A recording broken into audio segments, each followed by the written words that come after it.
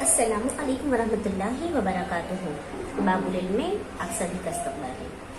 प्यारे बच्चों, आप बोर्ड पर देख रहे होंगे कि नाम आपको जिस चैप्टर का लिखा हुआ नजर आ रहा है, कसर, फ्रैक्शंस। ये चैप्टर तो हमने खत्म कर लिया, इसकी तमाम मशकों को हमने हल कर लिया। तो फिर टीचर इस पीरियड में क्या बताने वाले हैं? तो इस पीरियड में टीचर आपको कुछ नया सिखाने वाले हैं जो आपके किताब में मौजूद भी है, लेकिन उस पर कोई मश्क मुश्तमिल नहीं है। कोई भी मश्क इस चीज पर मुनहसिर नहीं है जो आज हम सीखने वाले हैं। ये आपके लिए एक्स्ट्रा इजाफी मालूमात है, तो बहुत ध्यान से सुनिएगा, समझिएगा। आसान है। आज हम कसरों की किस्मों के मुतालिक मालूमात हासिल करेंगे। कसरों की किस्में। तो सबसे पहले हम जो चीज देखेंगे, आप गौर कीजिएगा, आपको एक दायरा दिया गया है, देखिए, है ना? रोटी कह लीजिए आप इसे, ये भी चलेगा। तो ये जो दायरवी हिस्सा या रोटी है, इसको देखिए आप दो बराबर हिस्सों में तकसीम किया गया है ना? दो बराबर हिस्से हैं। इसमें से हम एक हिस्से को कलर कर देते हैं, एक हिस्से को हमने रंगीन कर लिया, ठीक है? तो आप बताइए कितना हिस्सा रंगीन किया गया है? आप इसे कैसे जाहिर करेंगे? कितने हिस्से को रंगीन किया गया है? हाँ, 1/2 हिस्सा। ये हम सीख चुके हैं, है ना? चलिए एक और दायरा देखते हैं हम। यहाँ पर तो तवज्जो दीजिए, इस पर टीचर ने 4 हिस्से किए हैं, 4 मुसावी हिस्से किए हैं, है ना? अब यहाँ भी टीचर किसी हिस्से को रंगीन कर दे रहे हैं। चलिए देखते हैं कितने हिस्से को हम रंगीन कर लें। आप जितना कहेंगे उतना कर लेते हैं। 3 हिस्से को कर लेते हैं। चलिए 1 2 और ये 3 हिस्सा हमने रंगीन कर लिया, है ना? कितना हिस्सा रंगीन हुआ है? आप इसको कसर की सूरत में कैसे जाहिर करेंगे? 3, है ना? 4 में से 3 हिस्सा, यानी 3/4। यहां देखिए एक और दायरा है आपके पास। इसके कितने मुसावी हिस्से किए गए हैं? 1 2 3 4 5 6 7 8 मुसावी हिस्सों में से टीचर फिर से रंगीन कर देते हैं किसी हिस्से को। कितने हिस्से को कर ले कलर? 5 हिस्से को कर लेते हैं। चलिए 1 2 3 4 और ये 5। ये 5 हिस्सा आपका रंगीन हो गया। तो इसे हम कैसे लिखेंगे बेटा? ये लिखा जाएगा 5/8। अब जरा तीनों कसरों पर आप गौर तवज्जो दीजिए। तीनों कसर आपकी देखिए, हमें पता है कि बटे के ऊपर जो लिखा जाता है वो शुमार कुनिंदा है, बटे के नीचे जो लिखा जाता है वो नसब नुमा है ना? तो तमाम कसरों की, तीनों कसरों की आप नसब नुमा और शुमार कुनिंदा पर गौर कीजिए। आपको हर कसर का शुमार कुनिंदा नसब नुमा से छोटा नजर आ रहा है। आ रहा है छोटा, है ना? यहाँ पर 1 है शुमार कुनिंदा, नसब नुमा है 2। शुमार कुनिंदा छोटा है, नसब नुमा और शुमार कुनिंदा। नसब नुमा है 4, शुमार कुनिंदा है 3, शुमार कुनिंदा छोटा है। नसब नुमा है 8, शुमार कुनिंदा है 5, शुमार कुनिंदा छोटा है। तो जब ऐसी कोई कसर हो कि जिसका शुमार कुनिंदा नसब नुमा से छोटा होता है, तो उसे हम कहते हैं वाजिब कसर। क्या कहते हैं? वाजिब कसर। तो पहली चीज जो है वो है वाजिब कसर।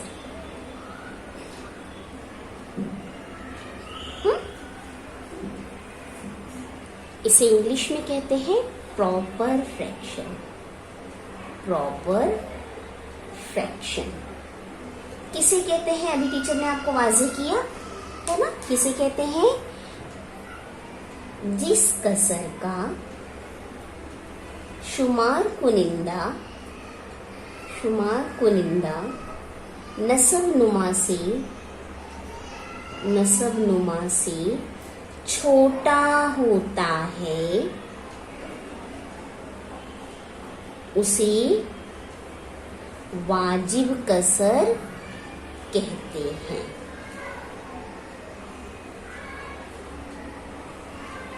ठीक है, आया आपको समझ में? तो जहां पर भी आप शुमार कुनिंदा को नसब नुमा से छोटा देखिएगा तो समझ जाइएगा कि वाजिब कसर है। तो कसर की पहली किस्म के ताल्लुक से हमने देखा वाजिब कसर। आइए दूसरी किस्म देखते हैं। देखिए, दो बच्चे हैं, उनके पास दायरा दिया गया और कहा गया उसके 8 मुसावी हिस्से किए गए, दोनों दायरों के 8 मुसावी हिस्से किए गए और कहा गया कि भाई आप इन दायरों को जितने हिस्से किए गए हैं इन दायरों के, उसमें आप अपनी मर्जी के हिसाब से कुछ हिस्सों को रंगीन कर लीजिए। तो एक बच्ची जिसका नाम सिमरन है, उसने 5 हिस्सों को रंगीन किया। ठीक है, और दूसरी बच्ची जिसका नाम मुस्कान है, उसने सिर्फ 3 ही हिस्सों को रंगीन किया। 3 नहीं, सॉरी 4 हिस्सों को रंगीन कर लिया, वो आगे नहीं कर पाई। ठीक है, एक बच्ची ने 5 हिस्सों को रंगीन किया, तो ये हो गए 5/8, है ना। और इस बच्ची ने कितने हिस्सों को रंगीन किया? 1 2 3 4 5, चलिए 5 को कर दिया है, तो चलिए एक और बढ़ा देते हैं, और ये 6। इसने 6 हिस्सों को रंगीन किया। किसने? मुस्कान ने। मुस्कान फॉरवर्ड हो गई, फास्ट हो गई उसने। जैसे टाइम खत्म होने लगा तो उसने जल्दी जल्दी अपना कलर करना शुरू किया, तो उसने 6 हिस्सों को रंगीन कर लिया। तो ये कितना हो गया? 6/8। तो कुल कितने हिस्से रंगीन किए गए? कुल कितने हिस्से रंगीन किए गए? 8 में से 5, 8 में से 6, तो कुल 8 में से कितने हिस्सों को रंगीन किया गया? आप देखिए, तो आप क्या कर सकते हैं कि भाई 5/8 जमा 6/8, तो कितना हो गया बेटा? 11। 11/8 देखिए, है ना। 1 2 3 4 5 6 7 8 9 10 11, कितने हिस्सों को रंगीन किया गया है? 11/8 हिस्सों को। कितने हिस्सों को? 11/8 हिस्सों को। ठीक है, अब 3 बच्चे हैं, अमजद, असद और अहमद। तीनों लड़कों को रोटियां दी गई खाने के लिए।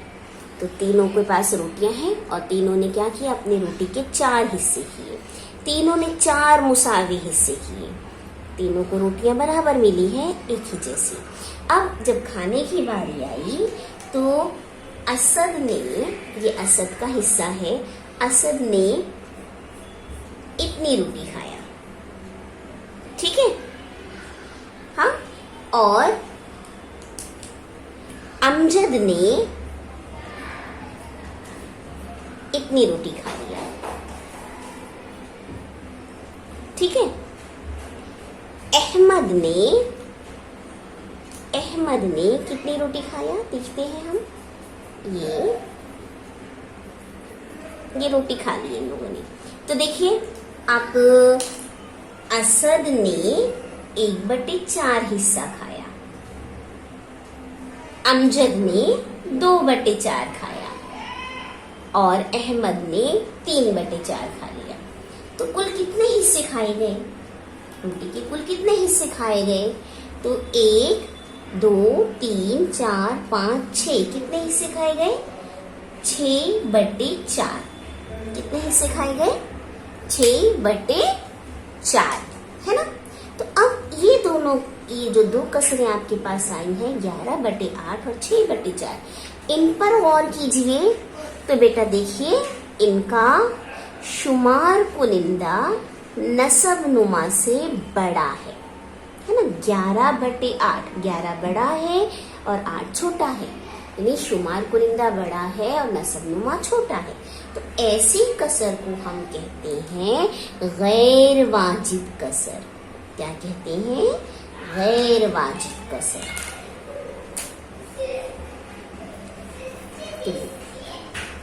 जिसे इंग्लिश में कहा जाता है इम्प्रॉपर फ्रैक्शन।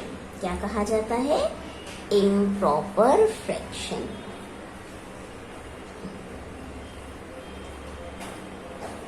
किसे कहते हैं? अभी देखिए आपके पास मिसाल मौजूद है। तो ऐसी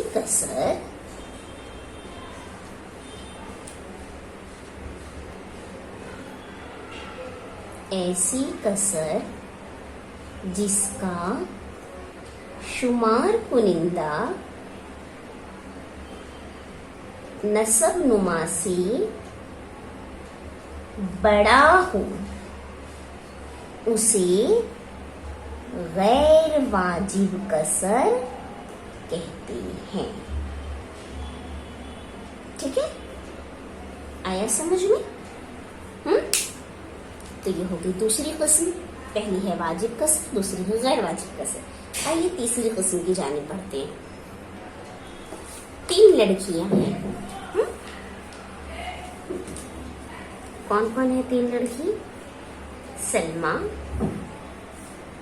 रुकैया, कुलसुम। ठीक है, इन तीनों लड़कियों को रोटी दी गई। चलिए, तीनों लड़कियों को रोटियां मिल गई, सलमा, रुकैया, कुलसुम। अब तीनों ने क्या किया? अपनी रोटी के आधे आधे हिस्से, और तीनों को रोटियां खाने के लिए दी गई। तीनों लड़कियों ने क्या किया? जैसे सलमा ने कितनी रोटी खा ली? इतनी रोटी खा ली। फिर रुकैया ने कितनी रोटी खा ली? रुकैया तो यहाँ है ना, तो चलिए रुकैया को करते गलत। ये रुकैया ने खा लिया।